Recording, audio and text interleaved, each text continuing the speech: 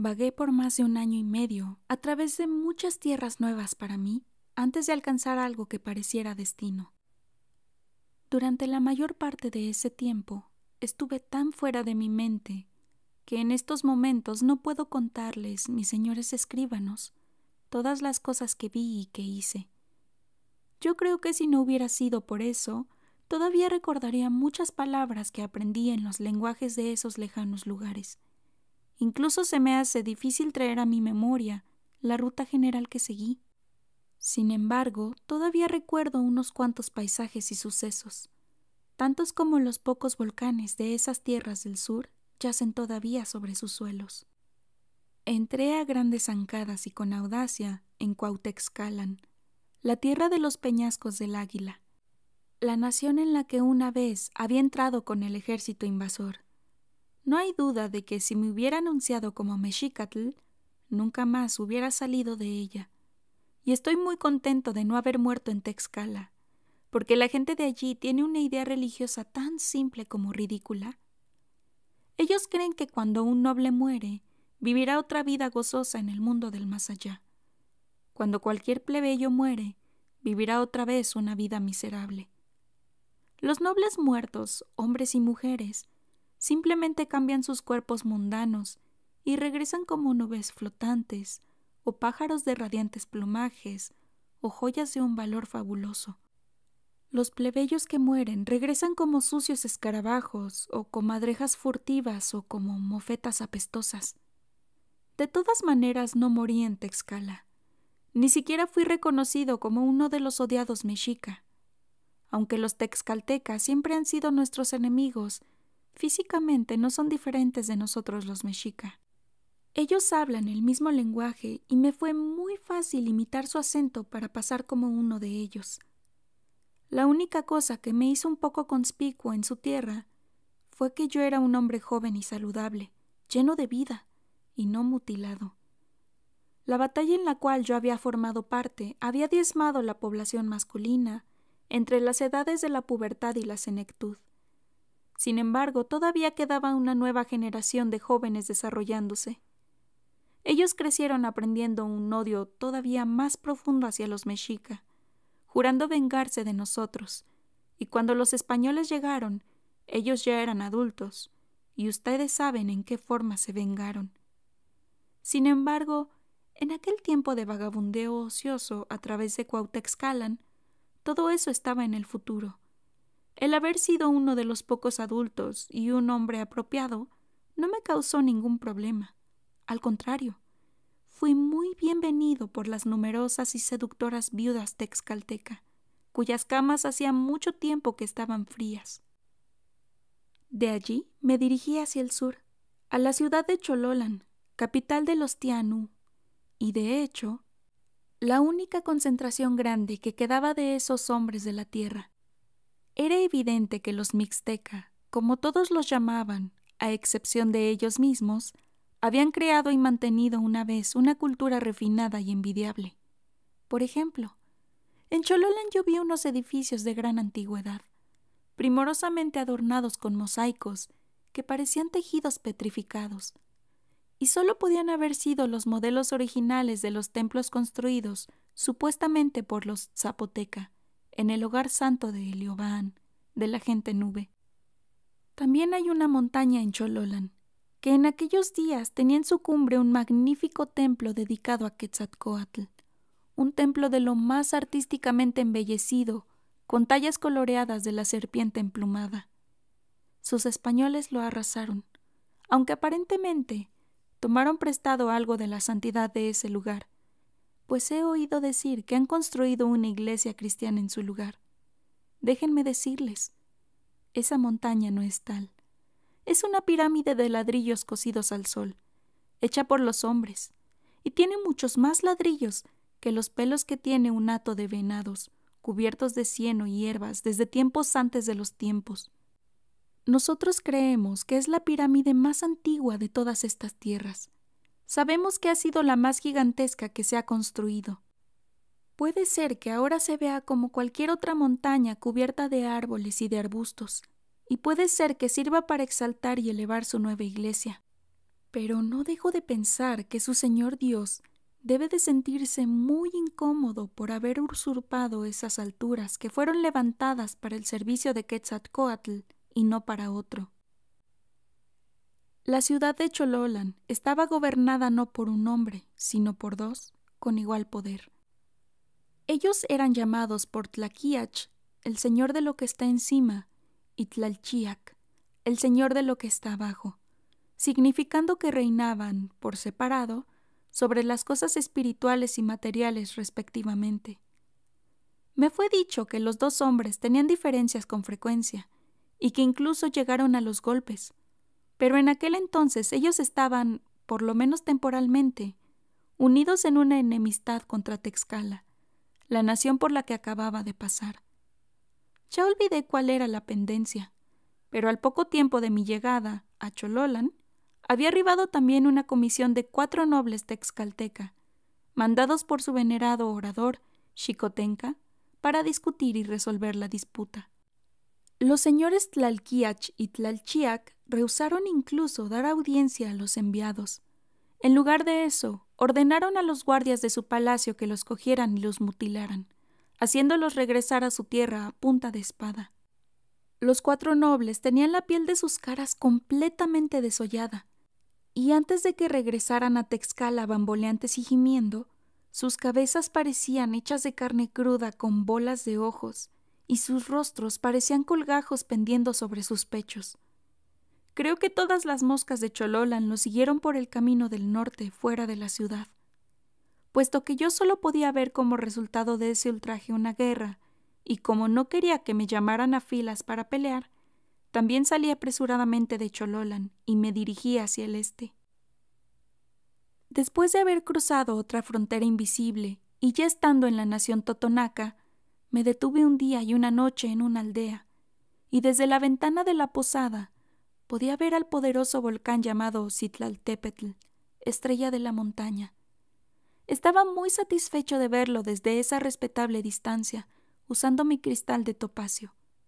Podía ver su picacho helado y humedecido por las nubes, desde la aldea por siempre caliente, verde y llena de flores. El Citlaltépetl es la montaña más alta de todo el mundo conocido, tan alta que la nieve cubre su cono enteramente más arriba de su tercera parte, excepto cuando su cráter arroja grumos mezclados de lava y ceniza, y hace que la montaña se vea roja en su cumbre en lugar de blanca.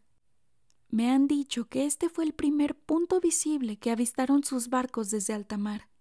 En el día sus vigías veían la nieve de su cono, y por la noche el resplandor de su cráter, mucho antes de que pudieran vislumbrar cualquier otra cosa de la Nueva España. El Citlaltépetl es tan viejo como el mundo. Sin embargo, hasta ahora ningún hombre, nativo o español, ha podido escalarlo hasta su cumbre, y si alguno lo hizo, es muy probable que las estrellas al pasar le hayan arañado el trasero. Luego llegué a otro límite de las tierras totonaca, la playa del Océano del Este, a una bahía encantadora llamada Chachihuahuecan, que significa el lugar en donde abundan cosas bellas. Si menciono esto, es solamente porque constituye una pequeña coincidencia, si bien yo no lo sabía entonces. En otra primavera, otros hombres pusieron sus pies en ella, reclamando para España esa tierra, plantando en sus arenas una cruz de madera y una bandera de colores sangre y oro, y llamando a ese lugar por el de la Vera Cruz. Las playas de ese océano eran mucho más bonitas y hospitalarias que las costas a lo largo de Xoconochco. Las bahías no eran de tierra negra volcánica, sino de fina arena blanca y amarilla, y algunas veces tenían el color rojizo del coral. El océano no era turbulento y en color verde sucio, sino de un cristalino turquesa, gentil y murmurante. Rompía sobre las arenas con una espuma blanca y susurrante, y en muchos lugares se inclinaba tanto playa adentro y el agua estaba tan baja que podía vadear casi fuera de la vista de la tierra, antes de que el agua me llegara a la cintura. Al principio, la costa del océano me guió casi directamente hacia el sur, pero después de varias largas carreras, esa costa se curvaba en un gran arco. Así es que casi, imperceptiblemente, me encontré viajando hacia el sureste, luego hacia el este y finalmente hacia el noreste. Como ya dije antes, lo que nosotros en Tenochtitlan llamábamos el Océano del Este es más apropiadamente el Océano del Norte. Por supuesto que esas playas no son todas solo arenas festoneadas por palmeras, pues las hubiera encontrado monótonas si así fueran. A lo largo de mi camino, muchas veces me encontré con ríos desembocando en el mar, y necesité acampar a la espera de algún pescador o barquero que me cruzara en su canoa hueca, de tronco de árbol. En otros lugares me encontré con que las arenas secas se humedecían bajo mis sandalias, y luego las mojaba, y de pronto estaba dentro de aguas cenagosas. Los insectos infestaban esos pantanos, mientras desaparecían las graciosas palmeras para dar paso a los árboles de mangle, con raíces nudosas, que sobresalían como las viejas piernas de un hombre. Para poder salir de esos pantanos, a veces acampaba y esperaba que alguna barca de pescador pasara para que me llevara bordeando su orilla. Sin embargo, otras veces rodeaba tierra adentro, hasta que los pantanos disminuían a flor de tierra y se disipaban en tierra seca, por la cual podía transitar. Recuerdo que la primera vez que lo hice, me llevé un buen susto. La noche me cogió en la húmeda orilla de uno de esos pantanos, y pasé un rato amargo tratando de encender un fuego. De hecho, este fue tan pequeño y daba tan poca luz que cuando levanté los ojos pude ver, a través del heno que colgaba más allá, en los mangles, un fuego mucho más brillante que el mío, pero que ardía con una flama azul que no era natural. «¡Lachtabai!», pensé inmediatamente, habiendo oído historias del fantasma de una mujer que camina por esas regiones, envuelta en unas vestiduras que emiten una luz atemorizante. De acuerdo con esas historias, cualquier hombre que se aproxime a ella se dará cuenta de que su vestido es solamente una caperuza para esconder la cabeza, y que el resto de su cuerpo está desnudo y es seductoramente bello. Él, inevitablemente, se verá tentado a acercarse más, pero ella seguirá tratando de esquivarlo, y de repente se encontrará caminando sobre arenas movedizas, de las que por desgracia no podrá salir. Mientras él es tragado por ellas, y antes de que su cabeza desaparezca, Lachtabai por fin dejará caer su capucha para revelar que su rostro es solo una calavera sonriendo perversamente. Llevando mi cuchillo de obsidiana, me moví agachándome hasta donde estaban las raíces y los árboles de mangle, y después me arrastré sobre ellos. La llama azul me esperaba. Probaba cada parte del terreno antes de poner completamente mi pie con todo su peso, y si bien me llegué a mojar hasta las rodillas y mi manto se desgarró con las espinas de los arbustos circundantes, nunca llegué a hundirme. La primera cosa que noté fue un olor poco usual. Por supuesto, todo el pantano era lo suficientemente fétido, con aguas estancadas, raíces podridas y mohosos hongos venenosos, pero ese nuevo olor era horrible, como de huevos podridos. Yo pensé para mí, ¿cómo es posible que un hombre persiga aún a la más bella Xtabai si ella apesta tanto? Sin embargo, proseguí, y finalmente me paré enfrente de la luz, pero no era un fantasma de una mujer en lo absoluto. Era una llama sin humo, que perdiendo altura brotaba directamente del suelo. No sé qué la mantenía viva, pero obviamente se alimentaba de aquel aire nocivo que se colaba de alguna fisura del pantano. Quizás otros fueron atraídos a sus muertes por la luz, pero Laxtabai es completamente inocente de eso, y nunca he podido descubrir por qué ese aire maloliente puede prender una llama cuando un aire ordinario no lo hace. Sin embargo, después, en varias ocasiones, me volví a encontrar con el fuego azul, siempre con el mismo hedor, y la última vez me tomé la molestia de investigar, y encontré otro material tan extraordinario como el aire que lo enciende. Cerca de la llama de Laxtabai, me paré sobre una clase de vegetal viscoso e instantáneamente pensé: esta vez las arenas movedizas me han agarrado. Pero no, fácilmente pude librarme y cogí un puñado apretado de ese cieno y regresé con él al campamento. Era negro como el óxidil que se extrae de la savia del pino, aunque más pegajoso, como goma. Cuando lo examiné enfrente del fuego, un pedacito cayó sobre las llamas, causando un fuego más alto y más caliente. Muy contento de ese descubrimiento accidental, tiré todo el puñado sobre el fuego y éste ardió brillantemente toda la noche sin que yo tuviera que poner más ramas.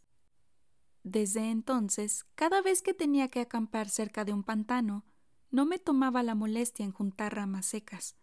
Buscaba el cieno negro, ciertas clases de burbujas y fango, y siempre hacía un fuego mucho más caliente y brillante del que podría haber hecho cualquiera de los aceites que acostumbrábamos para el uso de nuestras lámparas.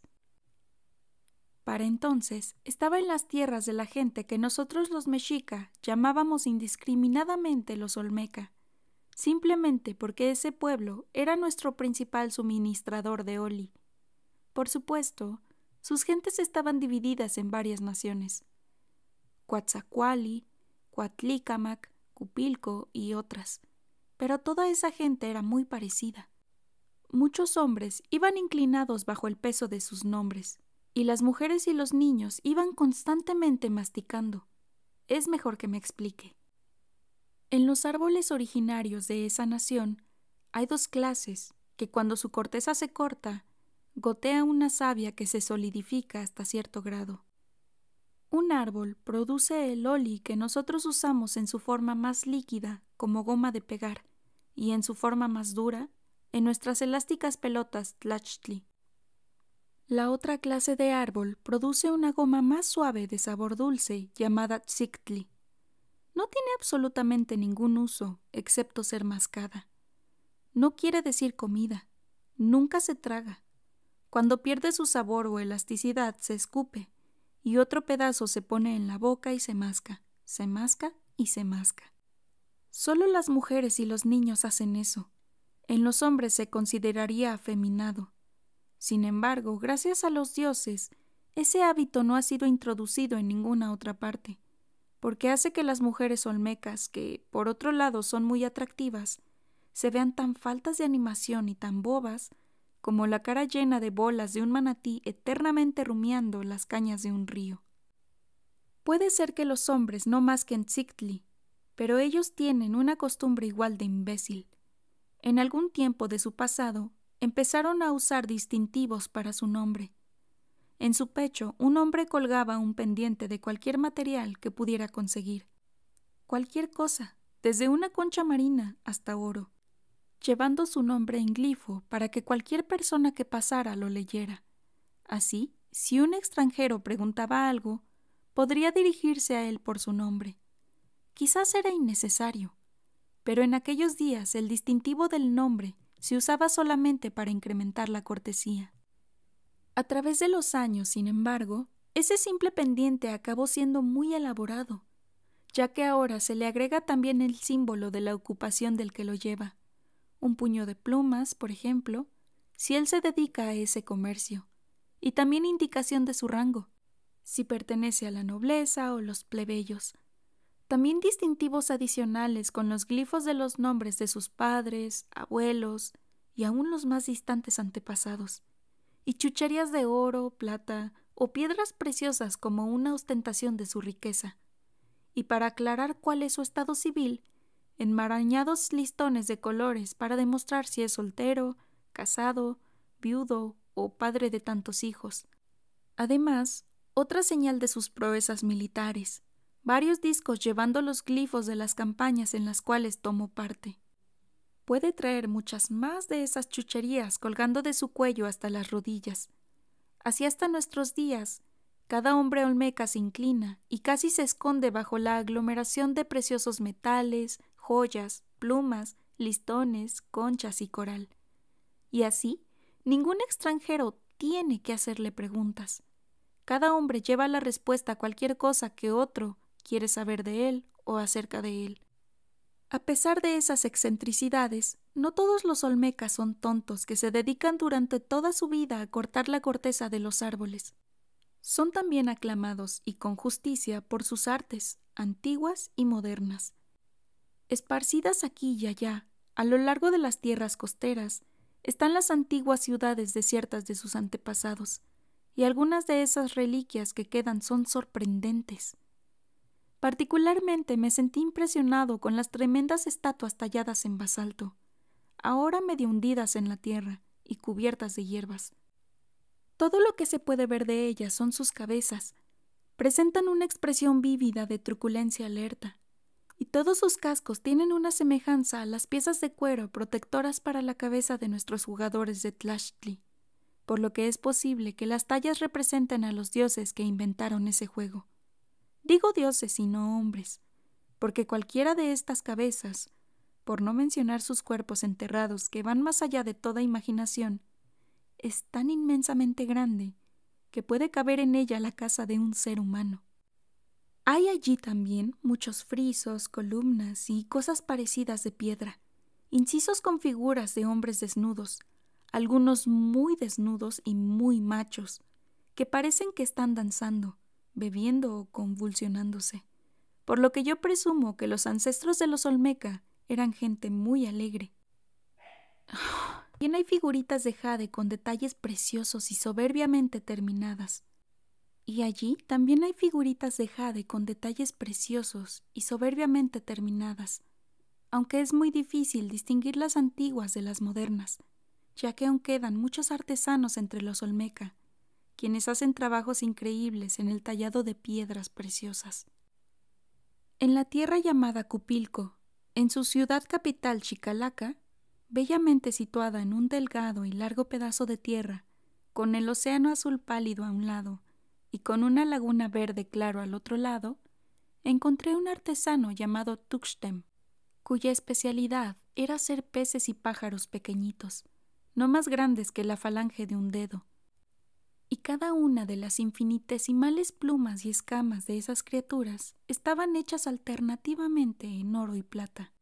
Más tarde, yo llevé algunos de sus trabajos a Tenochtitlan, y aquellos españoles que vieron y admiraron las pocas piezas que me quedaban, dijeron que ningún artesano, en ninguna parte de lo que ellos llamaban el viejo mundo, jamás había hecho nada tan maravilloso. Yo continué siguiendo la costa, que entonces me guiaba hacia el norte a lo largo de la península maya de Uluumilquts. Ya les he descrito brevemente esta tierra monótona, mis señores, y no gastaré más palabras para hacerlo, excepto para mencionar que en su costa del oeste recuerdo solamente un pueblo, lo suficientemente grande para ser llamado pueblo, Quimpech, y en la costa del norte otro, Tijó, y en la costa del oeste otro, Chactemal. Para entonces había estado ausente de Tenochtitlan durante más de un año, así es que en una forma general me encaminé a casa otra vez. Desde Chactemal me dirigí a tierra, hacia el oeste, cruzando a lo ancho de la península. Llevé conmigo bastante atoli, chocolatl y otras raciones de comida para viajar, además de cierta cantidad de agua.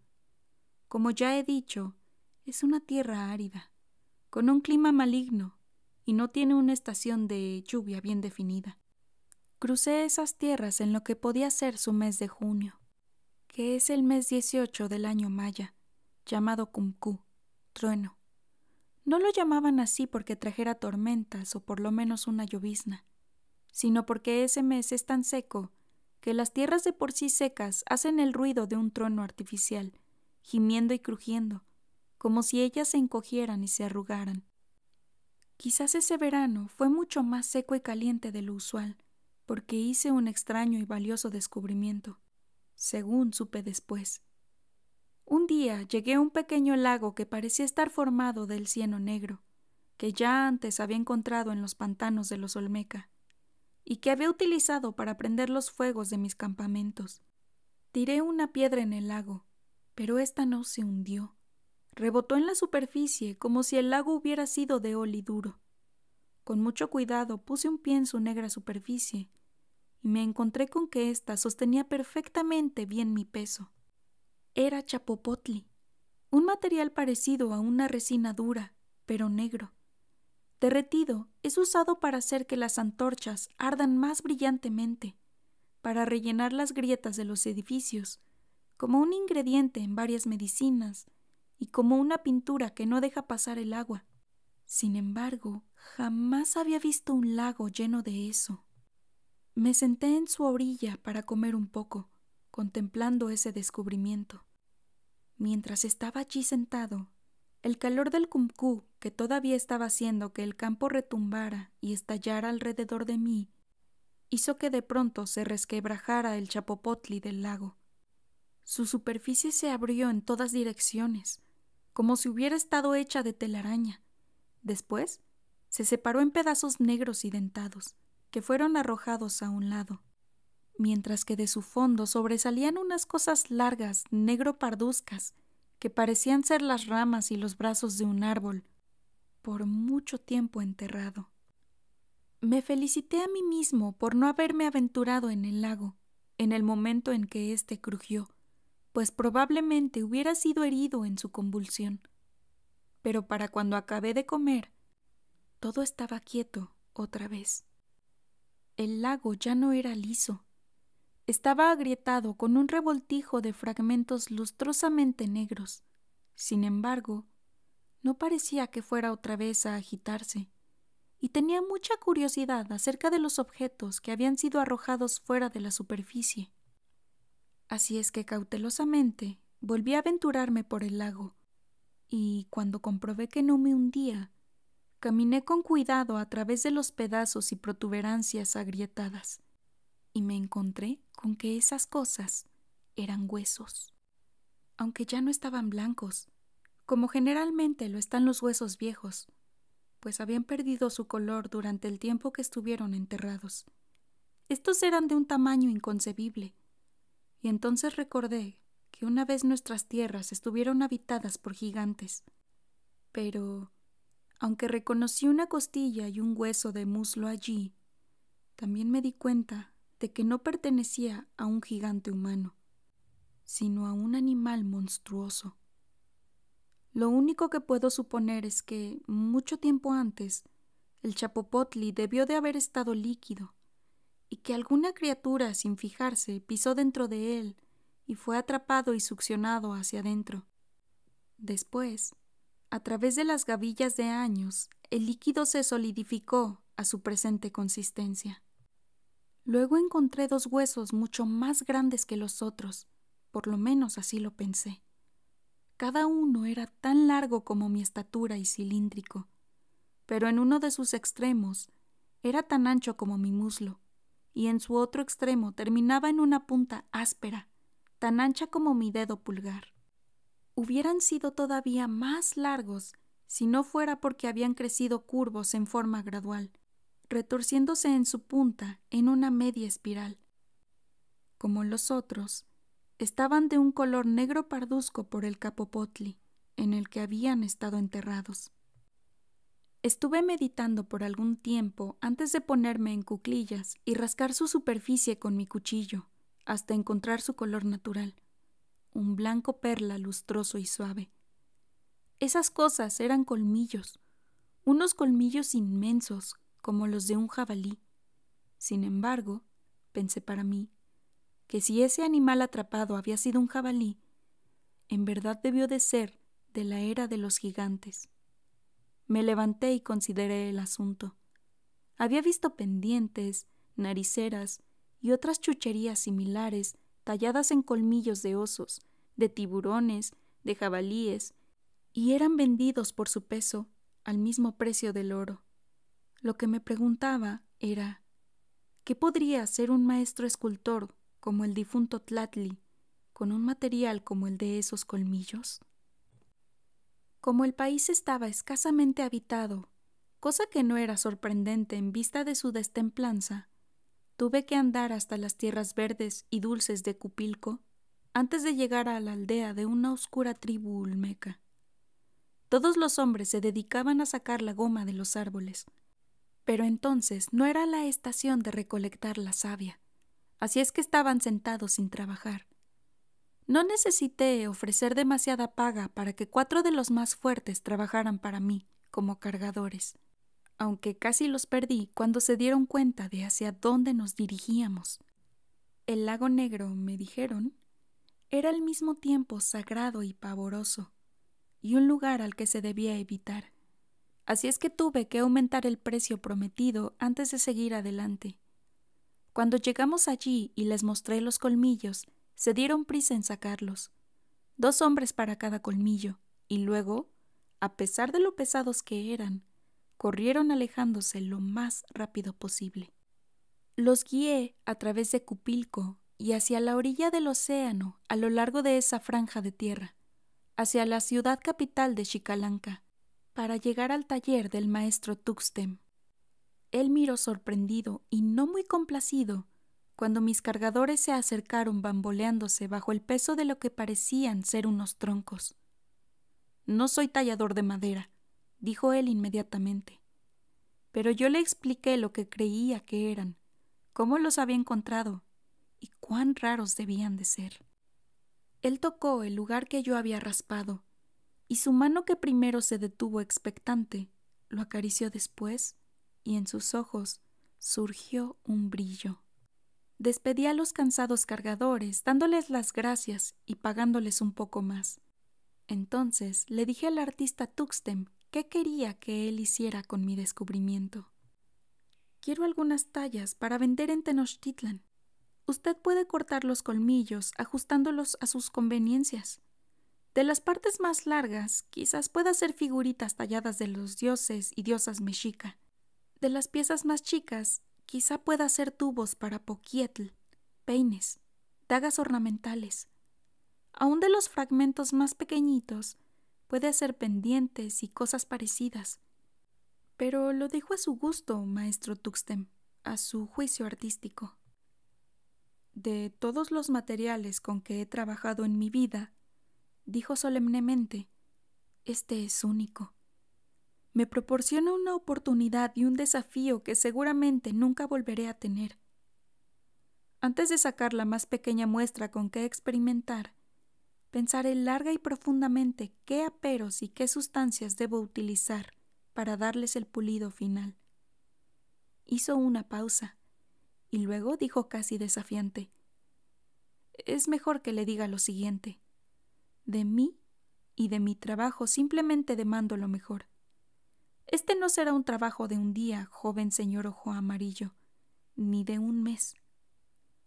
Claro que no, convine. Si usted me hubiera dicho lo contrario, yo hubiera tomado los trofeos y me hubiera ido. De todas maneras, no tengo ni idea de cuándo volveré a pasar por Xicalánca. Así es que tome usted todo el tiempo que requiera.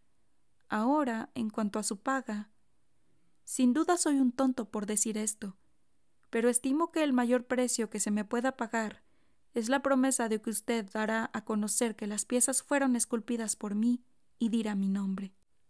Tonto de la cabeza, maestro Tuxtem, si bien lo digo admirando la integridad de su corazón. Ya sea que usted ponga un precio o no, esta es mi oferta. Usted tomará una 20ª parte por peso del trabajo terminado que usted hará para mí o del material en bruto para hacerlo a su gusto. Una oferta magnífica. Él inclinó la cabeza en señal de aquiescencia. Ni aun siendo el más ambicioso de los hombres, me hubiera atrevido a pedir un pago tan extravagante. Y no tema, añadí. Yo escogeré a los compradores tan cuidadosamente como usted escogerá sus aperos.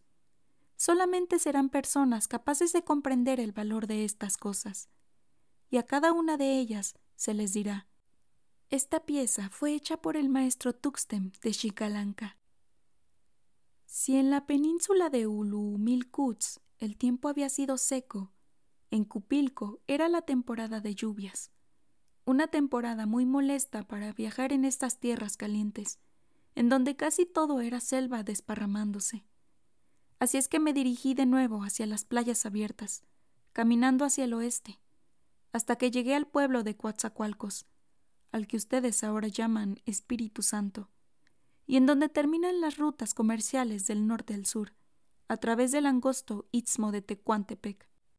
Pensé que como ese istmo era una tierra llana, de pocos bosques y con un buen camino, podría ser una jornada fácil aunque la lluvia me cogiera con frecuencia.